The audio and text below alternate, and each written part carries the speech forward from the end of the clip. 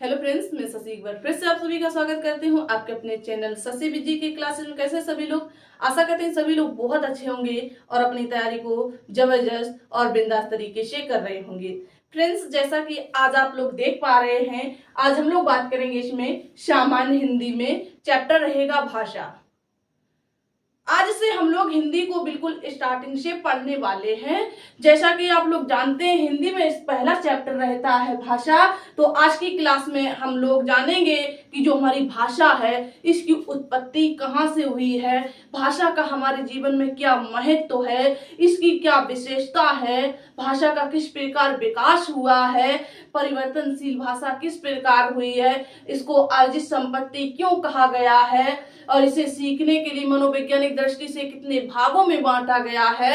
ऐसे सभी पॉइंटों को हम लोग इस क्लास में डिस्कस करने वाले हैं। तो आप सभी लोग जो है क्लास को अच्छे से अटेंड करेंगे और सभी पॉइंटों को अच्छे से क्लियर करते हुए चलेंगे, नहीं नोट करते हुए चलेंगे। ओके, चलिए तो आइए हम लोग जो है क्लास को आगे बढ़ाते हैं। तो इसमें दिया गया है भाषा, आप सभी लोग देख पा रहे हैं। तो सबसे पहले हम जानेंगे जो भाषा शब्द है ये कहां से लिया गया है, इसकी उत्पत्ति कहां से हुई है। तो ध्यान देना है सभी को, जो हमारा भाषा शब्द है इसकी उत्पत्ति संस्कृत के भाष धातु से हुई है। किससे हुई है? संस्कृत भाषा के भाष धातु से हुई है। ठीक है, नोट कीजिएगा सभी लोग। संस्कृत भाषा के भाष धातु से हुई है। ठीक है, और इसमें जो भाष है इसका अर्थ क्या होता है? तो ध्यान देना है, ये जो भाष धातु है, जो क्रिया है, इसका अर्थ होता है बोलना। क्या होता है? बोलना होता है। इतना क्लियर हुआ? तो आप लोग जान गए कि जो भाषा शब्द है इसकी उत्पत्ति कहां से हुई है। इसकी उत्पत्ति जो है संस्कृत भाषा के भाष धातु से हुई है, जिसका अर्थ होता है बोलना। इतना क्लियर हो गया? चलिए, इसके बाद हम लोग जानेंगे ये जो भाषा है इसको हम लोग किस प्रकार परिभाषित करेंगे। भाषा क्या है? भाषा, ध्यान देना है। देखिए, हम अपनी जो बात है, अपने विचार आपके सामने प्रकट कर पा रहे हैं, उसे क्या कहेंगे? भाषा। और जो आपके विचार हैं आप हमारे सामने प्रकट कर पा रहे हैं किसी माध्यम से, जो अपनी भाषा को यानी अपने विचारों को एक दूसरे में आदान प्रदान करता है, उसे क्या कहते हैं? भाषा कहते हैं। ठीक है, जैसे हमें आपसे बताना है कि आपको ये टॉपिक जो है बहुत अच्छे से क्लियर कराया जाएगा, यानी ये हमारे विचार हैं, हमारे मन में चला के हम अपने साथियों को अच्छा सा अच्छा कंटेंट प्रोवाइड कराएं। ये हमारा विचार है, आपके पास पहुंचा। अब आपका विचार होगा हम भी अच्छे से पढ़ेंगे, अच्छे से सभी पॉइंटों को नोट करते हुए चलेंगे। ये आपका विचार है, तो ये विचार आपने मेरे पास पहुंचाया और जो हमारा विचार है हमने आपके पास पहुंचाया। ये क्या है? यही भाषा है। क्लियर हुआ? तो नोट कर लीजिएगा कि अपने विचारों का आदान प्रदान का जो माध्यम है उसे भाषा कहते हैं। एक लाइन में है, नोट कर लीजिएगा डेफिनेशन इसकी, परिभाषा। ओके, नोट कीजिएगा क्या है कि अपने विचारों का आदान प्रदान, अपने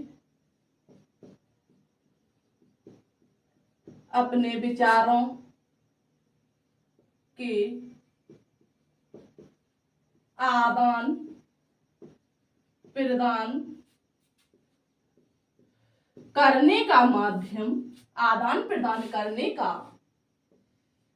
का माध्यम भाषा कहलाता है। क्या कहलाता है? भाषा कहलाता है। ओके, क्लियर हुआ? Any doubt? कोई बात नहीं, चलिए, कोई डाउट नहीं रहेगा। अब इसके बाद हम लोग जानते हैं ये जो भाषा है इसको कितने प्रकारों में बांटा गया है। देखिए, इसकी 2 या 3 क्लासें होने वाली हैं, हम लोग सभी पॉइंटों को बेसिक से पढ़ेंगे। ठीक है, तो अब हम लोग जानेंगे इसमें क्या, भाषा के प्रकार। ठीक है, तो नेक्स्ट पॉइंट बनाइएगा आप लोग, भाषा के प्रकार।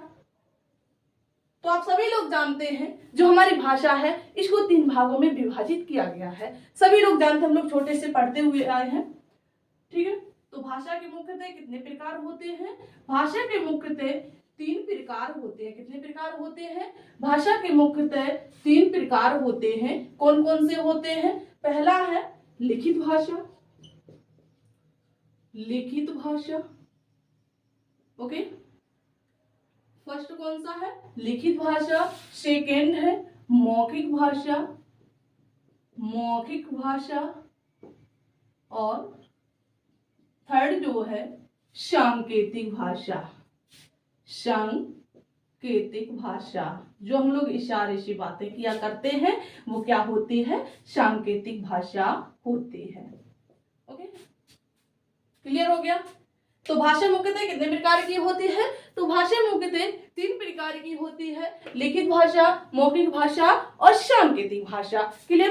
देखिए लिखित भाषा क्या होती है इसको एक बार जान लीजिएगा। हालांकि सभी लोग जानते हैं लिखित भाषा यानी अपने विचारों को किसी पद चिन्हों के माध्यम से किसी अन्य व्यक्ति तक पहुंचाया जाए उसे लिखित भाषा कहते हैं। किसके माध्यम से? किसी चिन्हों के माध्यम से। इसका क्या माध्यम होगा? चिन्ह, किसी चिन्ह के माध्यम से, दूसरे व्यक्ति तक, दूसरे व्यक्ति तक पहुंचाना क्या कहलाती है? लिखित भाषा कहलाती है। ठीक है, क्या कहलाती है? लिखित भाषा कहलाती है। ठीक है, क्लियर हो इतना? अब यहाँ पर पूछ दिया जाए कि जो हमारी लिखित भाषा है इसकी सबसे छोटी इकाई क्या होती है, यानी भाषा की सबसे छोटी इकाई क्या होती है, लिखित भाषा की सबसे छोटी इकाई क्या होती है, मौखिक भाषा की सबसे छोटी इकाई क्या होती है, और जो सांकेतिक भाषा होती है इसकी सबसे छोटी इकाई क्या होती है। तो ध्यान देना है। आप लोगों ने जाना कि लिखित भाषा किसे कहते हैं कि जिन किसी चिन्हों के माध्यम से अपनी बात को अपने जानता है माध्यम से अपने विचारों को,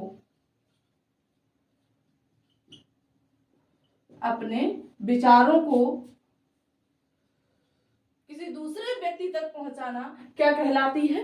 भाषा कहलाती है। क्लियर हुआ? और इसकी सबसे छोटी इकाई क्या होती है? ये भी नोट पॉइंट डाल के लिखिएगा, ये इंपॉर्टेंट पॉइंट है। लिखित भाषा की सबसे छोटी इकाई होती है वर्ण या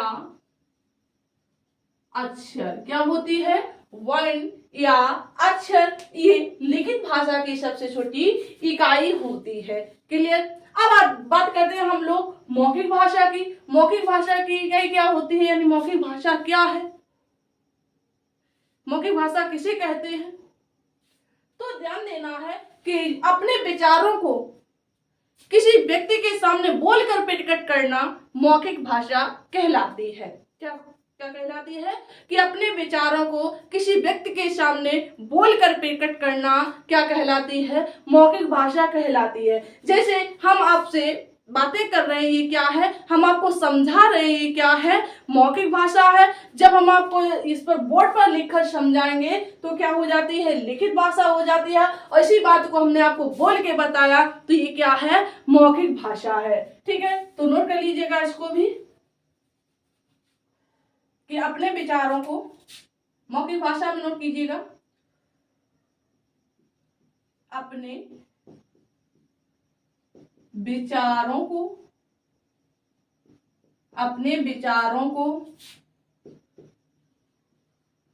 बोलकर प्रकट करना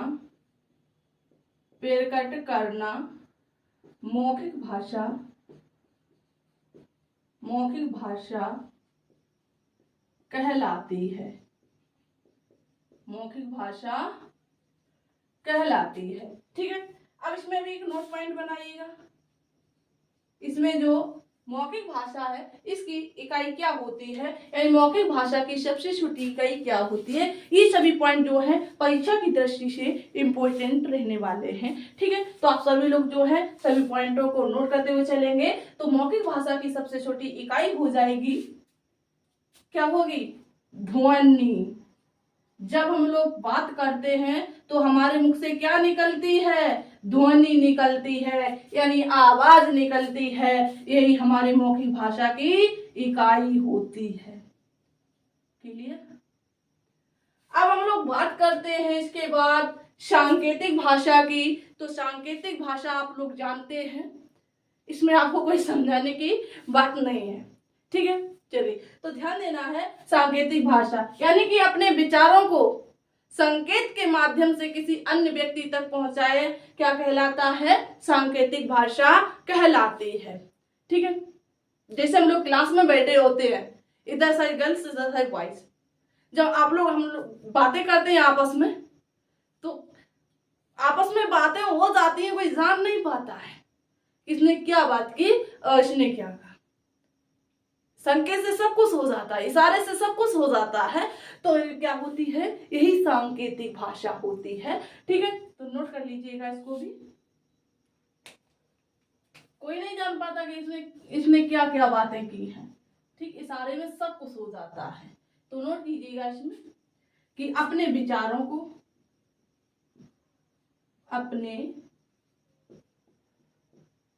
अपने विचारों को संकेत के माध्यम से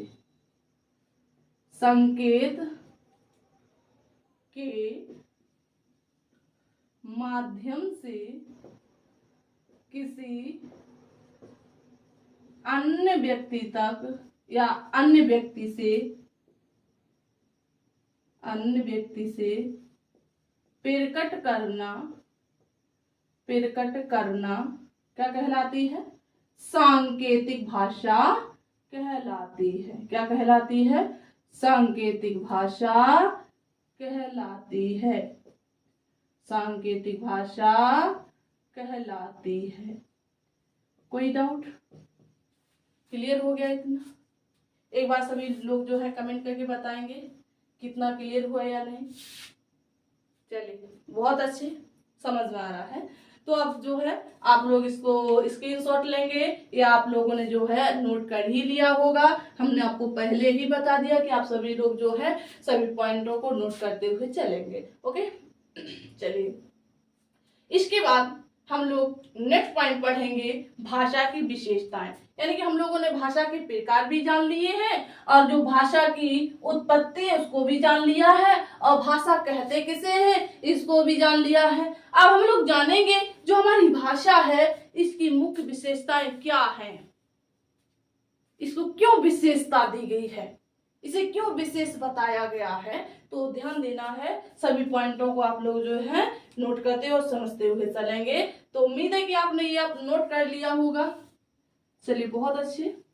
आप जो लोग जो है लगातार क्लास में बने रहिएगा, अपना सहयोग बनाए रहिएगा। ठीक है, चलिए अब नेक्स्ट पॉइंट बनाइएगा।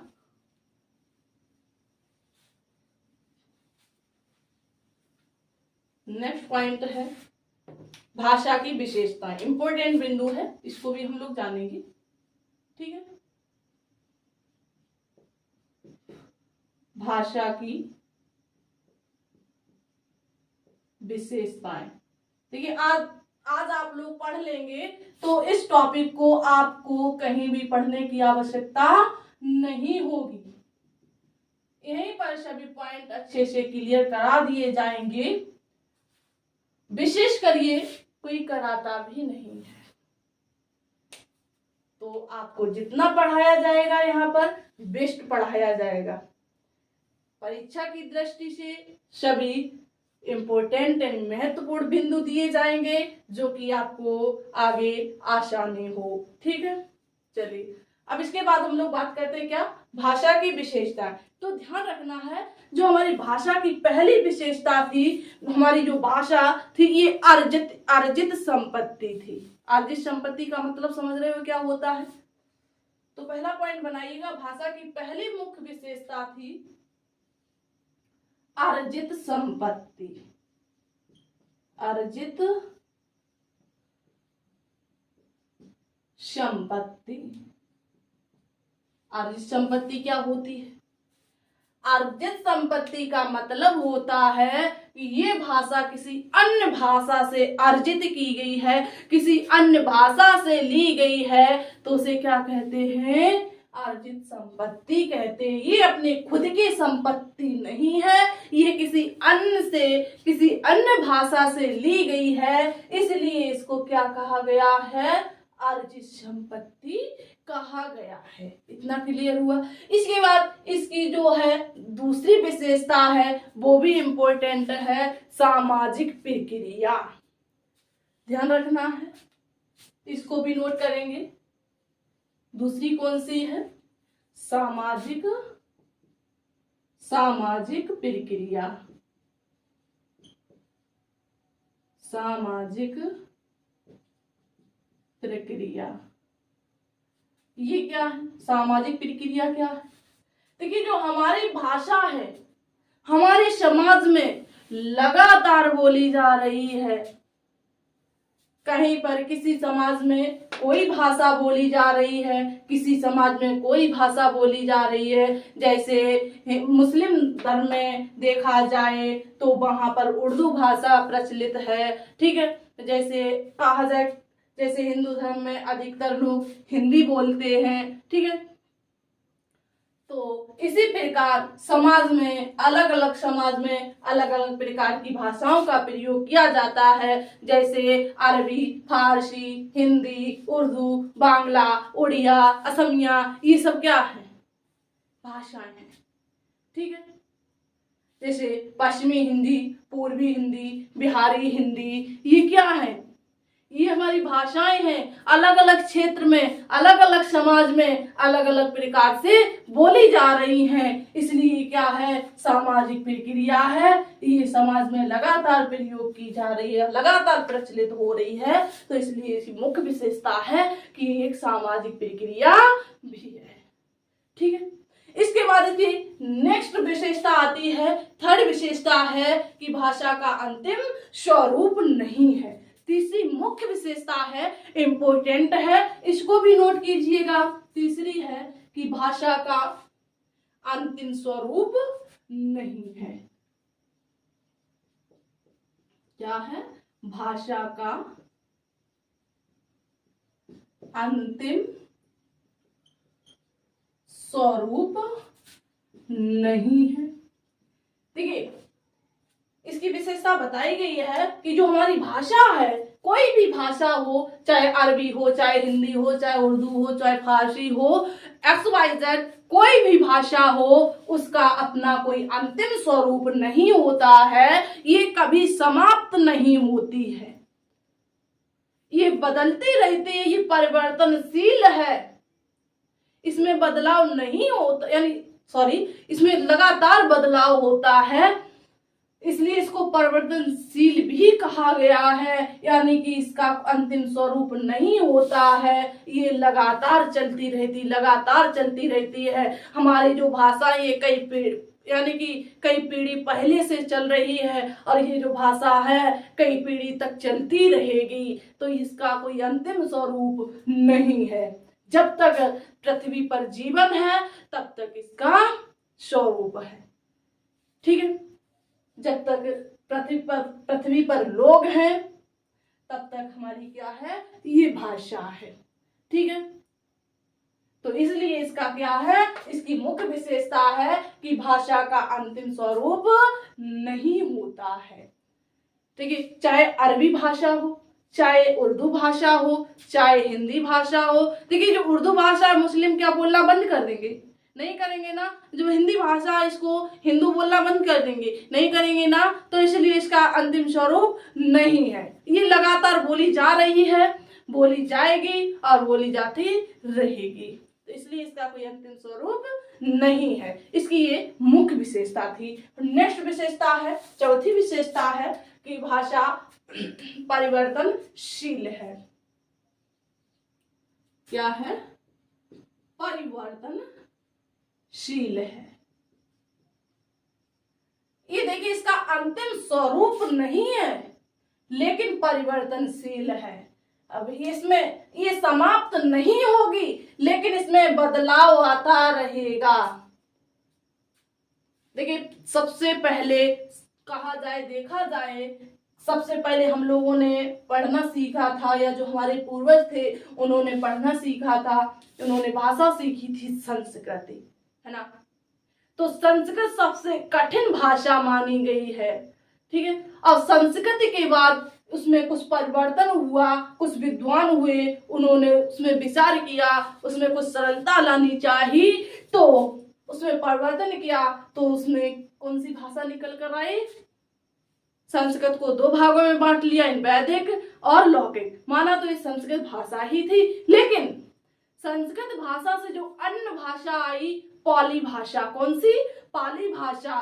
तो पाली भाषा संस्कृत भाषा से थोड़ी इजी थी, इसलिए उसमें परिवर्तन करके किस भाषा में आए? संस्कृत भाषा से परिवर्तन करके पाली भाषा में आए। और फिर कुछ विद्वान एकत्रित हुए, उन्होंने देखा कि ये भाषा भी हम लोग यूज नहीं कर पा रहे हैं, ग्रामीण क्षेत्रों में लोग इसका प्रयोग सही से नहीं कर पा रहे हैं, तो इसको और सरल बनाया गया, थोड़ा और सरलता की ओर लाया गया।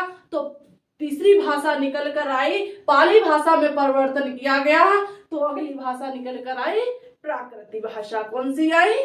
प्राकृतिक भाषा, ठीक है। प्राकृतिक भाषा भी इतनी इजी नहीं थी, आम लोग नहीं बोल पा रहे थे,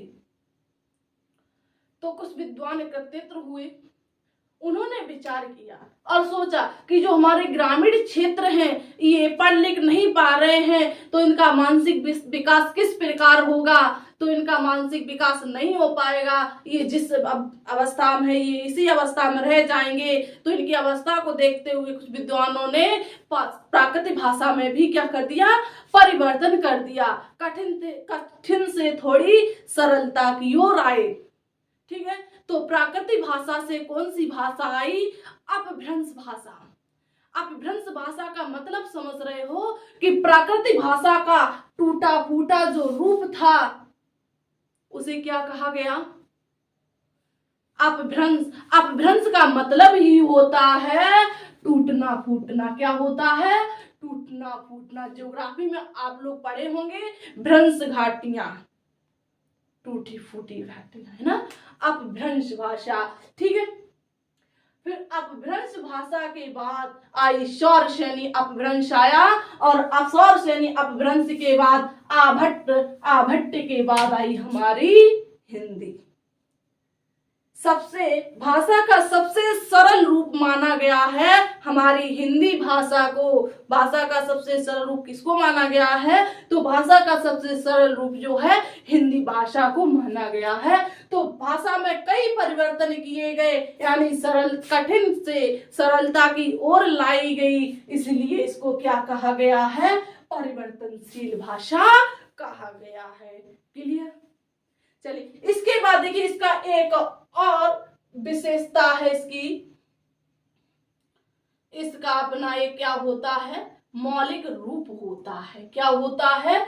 मौलिक रूप होता है। अगली विशेषता है, नोट कीजिएगा, इसका अपना क्या होता है? इसका अपना मौलिक रूप होता है। क्या होता है? इसका अपना एक मौलिक रूप होता है। मौलिक रूप का मतलब आप लोग समझ रहे हैं। मौलिक रूप का मतलब होता है कि ये जिस भाषा में, जिस लिपि में लिखी जा रही है, ये लगातार उसी लिपि में लिखी जाएगी, इसलिए इसका क्या है? अपना मौलिक रूप है। इसका रूप परिवर्तन नहीं किया जाएगा।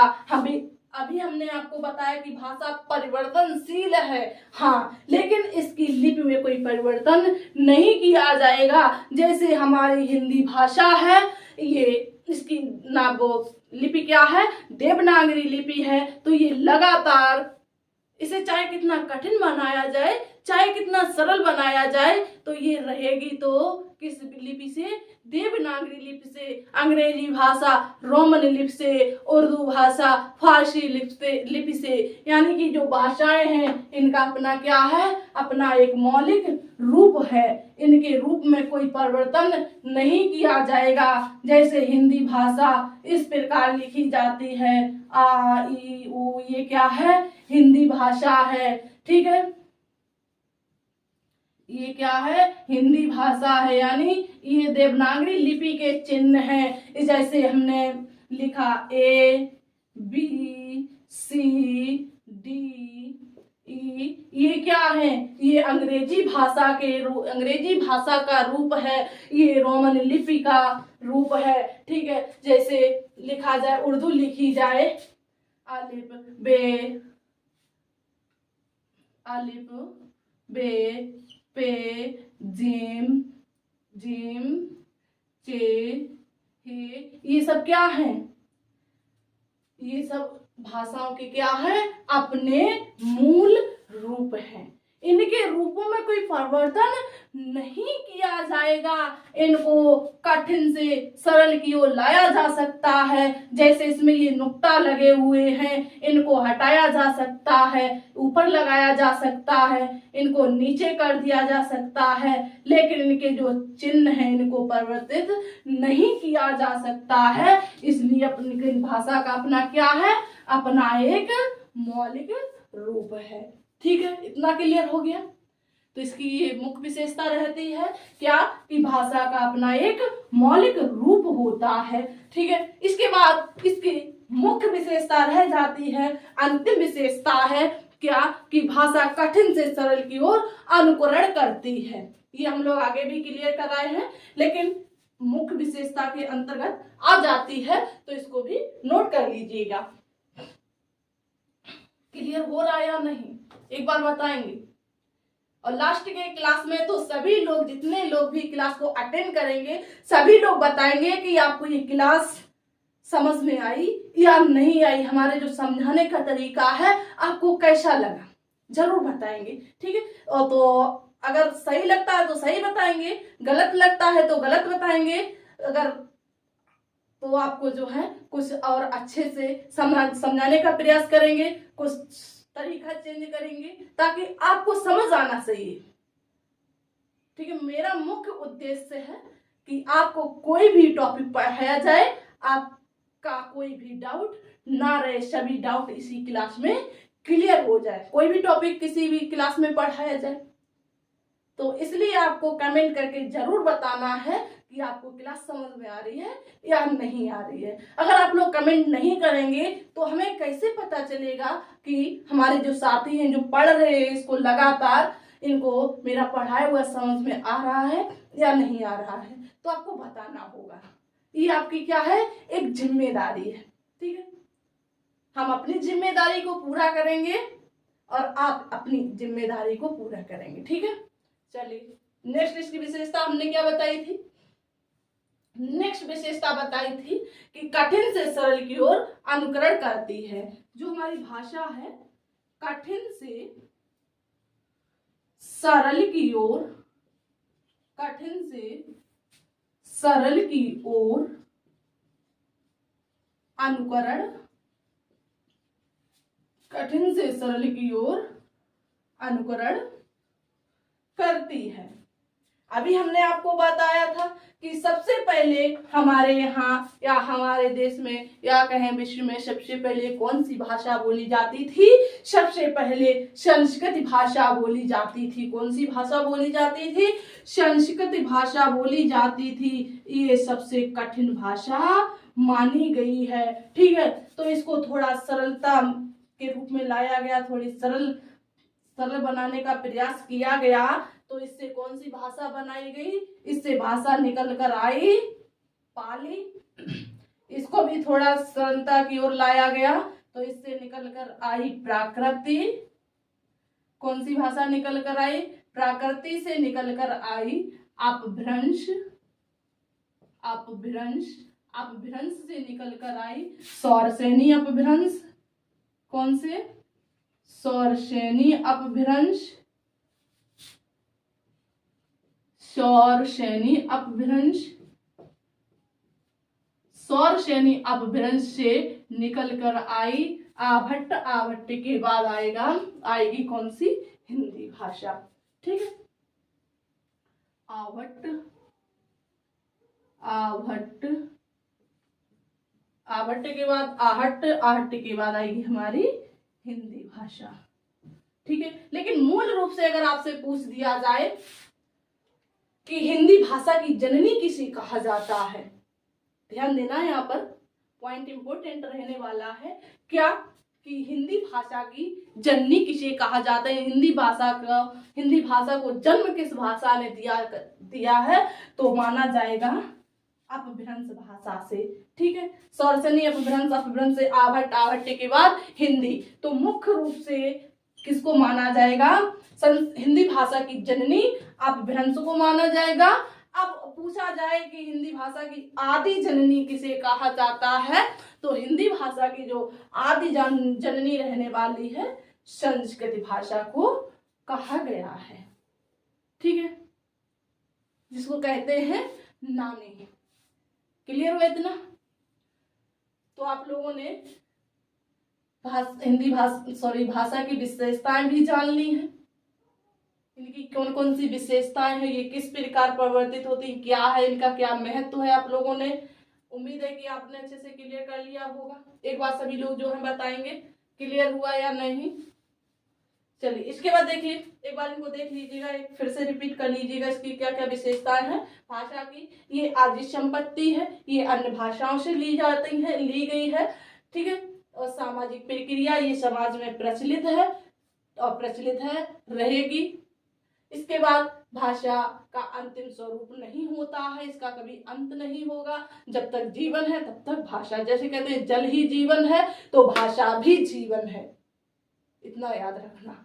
ठीक है, इसके बाद भाषा कैसी है? परिवर्तनशील है और भाषा का मौलिक रूप होता है और परिवर्तन से सरल की ओर अनुकरण करती है। इतना क्लियर हो गया? एक बार सभी लोग जो है यस या नो में कमेंट देंगे और बताएंगे क्लियर हुआ या नहीं हुआ है। इसी क्रम में हम लोग क्लास को आगे बढ़ाते हैं। चलिए, नोट कर लिया होगा उम्मीद है। चलिए, इसके बाद देखिए नेक्स्ट पॉइंट हम लोग पढ़ेंगे। नेक्स्ट बिंदु रहने वाला है, बिंदु रहेगा भाषा के सीखने के लिए मनोवैज्ञानिक तत्व। सभी पॉइंटों देखिए ऐसे ही हम लोग छोटे छोटे बिंदुओं को क्लियर करते हुए चलेंगे ताकि आपको समझने में कोई परेशानी ना आए। ठीक है, सबसे पहले भाषा को क्लियर करेंगे तो भाषा के बाद सभी टॉपिक जो है आराम से क्लियर होते जाएंगे। ठीक है, देखिए जब हम लोग अपनी भाषा को ही नहीं जान पाएंगे कि भाषा क्या है, तो आगे हम लोग क्या जानेंगे? कुछ नहीं जान पाएंगे। तो सबसे पहले भाषा को ही क्लियर करेंगे। तो नेक्स्ट पॉइंट बनाइएगा, भाषा को सीखने के लिए मनोवैज्ञानिक तत्व। भाषा को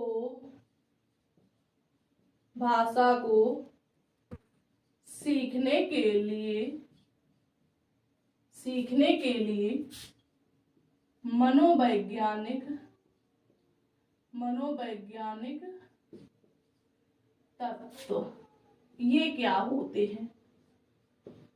ये शायद आप लोगों ने पहली बार पढ़ा होगा, पहली बार देख रहे होंगे कि मनोवैज्ञानिक तत्व क्या है, तो समझना है, ध्यान देना है। ठीक है, मनोवैज्ञानिक तत्व तो ध्यान देना है, जो हमारी भाषा है, कोई भी भाषा हो, चाहे हिंदी, उर्दू, अरबी, फारसी, कोई भी भाषा हो, ध्यान देना है उसका अपना सीखने का एक मनोवैज्ञानिक तत्व अलग अलग होते हैं, तो ध्यान रखना है। तो भाषा को सीखने के लिए मनोवैज्ञानिक तत्व प्रमुख 3 तत्व माने गए हैं। कितने तत्व माने गए हैं? प्रमुख, भाषा के सीखने के प्रमुख 3 तत्व माने गए हैं। कितने माने गए हैं, कितने तत्व माने गए हैं? प्रमुख 3 तत्व माने गए हैं। कैसे? भाषा को सीखने के लिए सबसे पहले हम लोग क्या करते हैं, भाषा के बारे में कहीं सुना है कि भाषा, अब मन में सबसे पहले क्या होती है, जिज्ञासा उत्पन्न होती है कि ये क्या है। मन में विचार आता है कि भाषा ये क्या है, कैसी होगी, किस प्रकार होगी, हम सीख पाएंगे नहीं सीख पाएंगे। तो हमें सीखने की क्या होती है, सबसे पहले जिज्ञासा होती है। तो पहला तत्व कौन सा है, जिज्ञासा है। मन में क्या उत्पन्न होती है, भाषा को सीखने के लिए जिज्ञासा उत्पन्न होती है कि ये भाषा, इसको हम जरूर सीखेंगे। सीखने की जिज्ञासा उत्पन्न होती है। पहले थोड़ा थोड़ा पढ़ते हैं तो उतना सीख जाते हैं, फिर और जिज्ञासा उत्पन्न हो जाती है, फिर थोड़ा थोड़ा और सीख जाते हैं। जैसे हम लोग बचपन में पढ़ा करते हैं, पहले पढ़ पाते, वर्णमाला को जैसे तैसे सीख पाते हैं, तो टीचर थोड़े बड़े अक्षर और देने लगता है, जैसे राम, काम, काज, शाम, सुबह, ये सब तत्व देने लगता है। यानी एक सब बड़ से शब्द की ओर ले जाते हैं, शब्द से फिर ये क्या करते हैं, वाक्य की तरफ ले जाते हैं। यानी कि राम घर जाता है, राम ने खाना खाया, सीता ने खाना बनाया, माँ जी ने रामायण पढ़ी। ये फिर क्या करते हैं, ये लोग वाक्य की तरफ ले जाते हैं। यानी क्या करते हैं, पहले बड़ सीखा, बड़ सीखने के बाद जिज्ञासा उत्पन्न हुई कि ये जो शब्द लिखे हुए इनको हम पढ़ने की कोशिश करते हैं, तो शब्दों को सीख लेते हैं। शब्दों को सीखने के बाद जिज्ञासा उत्पन्न होती है कि ये जो पूरा पैराग्राफ लिखा, ये जो पूरा वाक्य लिखा, इसको पढ़ें तो ये क्या है, ये हमारी जिज्ञासा है, यानी कि रुचि है। ठीक है, क्या उत्पन्न होती है, रुचि या जिज्ञासा। क्लियर हुआ? इसके बाद जब सीखने की जिज्ञासा उत्पन्न होती है, फिर इसको अनुकरण करने की, अनुकरण का मतलब समझ रहे हो, तो इसका दूसरा तत्व है अनुकरण। अनुकरण ये क्या है, ध्यान देना है। जब हम लोग सीखने की जिज्ञासा उत्पन्न करते हैं तो सीखने के लिए क्या करते हैं, बोलते हैं, यानी कि उच्चारण करते हैं। अनुकरण के माध्यम से क्या करते हैं, बोलने का प्रयास करते हैं, उच्चारण करते हैं। उच्चारण के बाद फिर इसको बोलने के बाद लिखने की कोशिश करते हैं। क्या करते हैं, लिखना। ठीक है, उच्चारण फिर लेख ही लिख लो। ठीक है, क्या है, उच्चारण के बाद मन में जिज्ञासा उत्पन्न होती है कि हमने इसको देखा, अब इसे हम पढ़ेंगे। पढ़ने के बाद फिर हम पढ़ लेते हैं, फिर मन में विचार आता है ये पढ़ तो लिया, इसको हम लिख के देखें, लिख पाएंगे या नहीं लिख पाएंगे। फिर लिखना प्रारंभ कर देते हैं। लिखने के बाद फिर क्या होता है, सुनना, भाषा को सुना भी जाता है। ठीक है, सुनने के बाद फिर इसे क्या होता है, पढ़ा भी जाता है। ठीक है, पढ़ा भी जाता है, यानी पढ़ना। क्या है, पढ़ना। पढ़ने के बाद एक प्रमुख तत्व रह जाता है, बोलना। क्या रहता है, बोलना। यानी अनुकरण किया, अनुकरण में सबसे पहले उच्चारण। देखिए इसका जो क्रम बनेगा, क्रम हम बना दे रहे हैं, ये एग्जाम में पूछा जाता है, इसको एक बार नोट कर लीजिएगा। सबसे पहले इसकी हम क्या हुई, हमने भाषा को सुना तो जिज्ञासा उत्पन्न हुई, रुचि उत्पन्न हुई। तो रुचि उत्पन्न के बाद क्या हुआ, अनुकरण हुआ, मन में विचार आया कि इसको क्या है। इन्होंने सबसे पहले क्या किया, हम लोगों ने क्या, सबसे पहले कहीं सुना, कोई बोल रहा है उसको सुना, तो इसका पहला अनुकरण की प्रक्रिया जो है क्या है, सुनना। ठीक है, सुनने के बाद उसने बोला तो फिर हमने भी उसका उच्चारण किया। जैसे बचपन में हम लोग थे तो मम्मी कहलाती थी कि बेटा क्या कहोगे, पापा, कि बोलो बोलो बोलो पापा।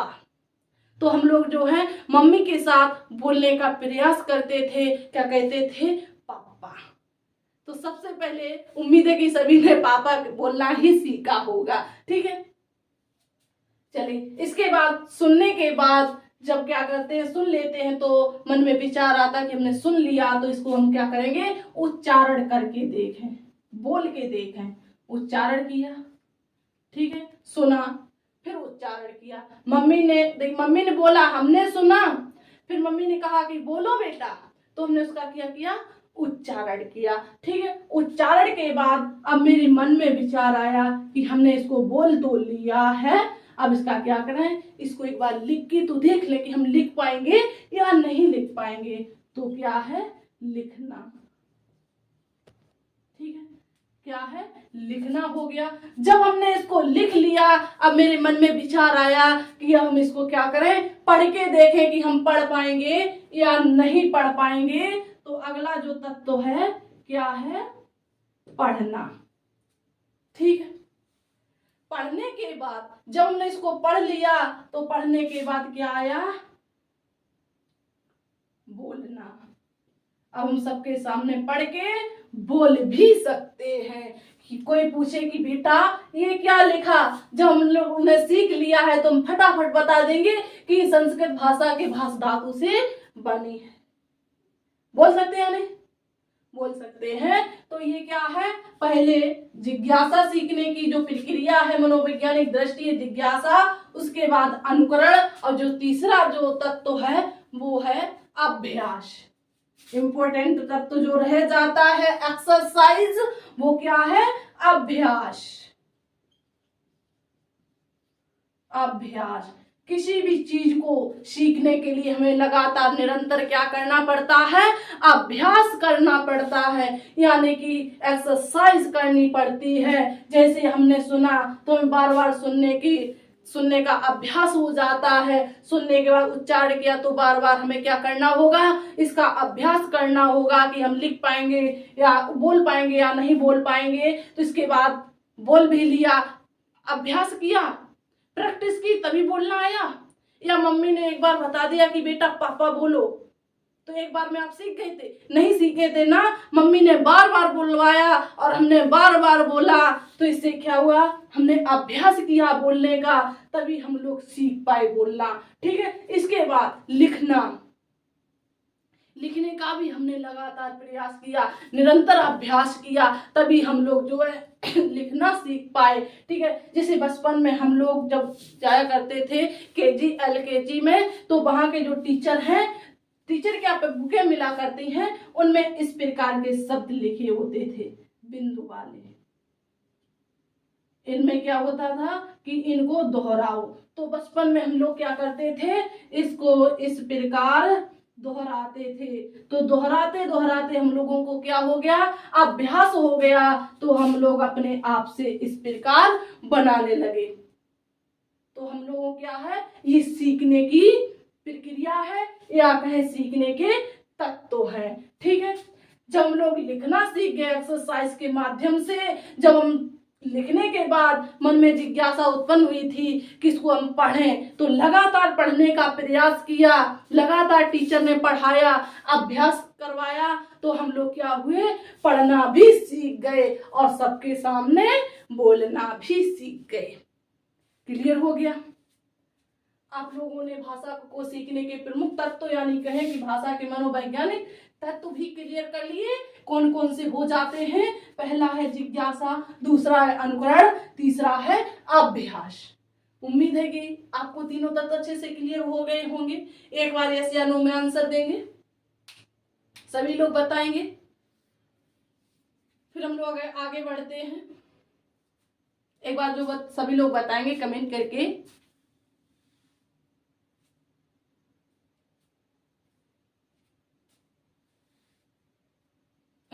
चलिए, इतना क्लियर हो गया। तो आप लोग जो नोट करेंगे उसको या कर लिया है, कर लिया है तो अच्छी बात है, नहीं किया है तो नोट कर लीजिएगा। चलिए, या स्क्रीनशॉट ले लीजिएगा, आसानी रहेगी, समझ में आ रहा होगा। चलिए, समय भी काफी हो गया है, काफी समय हो गया है क्लास। तो देखिए, आज की क्लास यहीं तक रखती हूँ, एंड करती हूँ क्लास का। नेक्स्ट क्लास में हम लोग नेक्स्ट बिंदु पढ़ेंगे भाषा का, विकास। ओके, तो आज हम लोगों ने कई पॉइंट जो है क्लियर किए हैं। भाषा क्या है, भाषा की उत्पत्ति, भाषा के प्रकार, भाषा की विशेषता, भाषा के मनोवैज्ञानिक तत्व, ये इतने क्लियर कर लिए। आशा कि आप लोगों को भी अच्छे से क्लियर हो गए, अच्छे से समझ में आए होंगे। अब जो है सभी लोग एक बार कमेंट करके अवश्य बताएंगे कि आपको ये क्लास किस प्रकार समझ में आई या नहीं आई, किस प्रकार आपने समझने का जो प्रयास किया है, अभ्यास किया है। आज हम लोगों ने अभ्यास ही किया है, ठीक है। तो हम लोगों ने टॉपिक भी वही लिया था, क्या, अभ्यास, ठीक है। आप लोगों को इसी क्रम में लगातार क्लासें प्रोवाइड कराई जाएंगी, ठीक है। और लगातार जो है आप लोग साथ बने रहिएगा। चलिए, तो नेक्स्ट पॉइंट जो है कल के लिए बना लीजिएगा, भाषा का विकास, ठीक है। नेक्स्ट डे के लिए भाषा का विकास। अब देखिए, भाषा का विकास भी हम लोग कल पढ़ेंगे।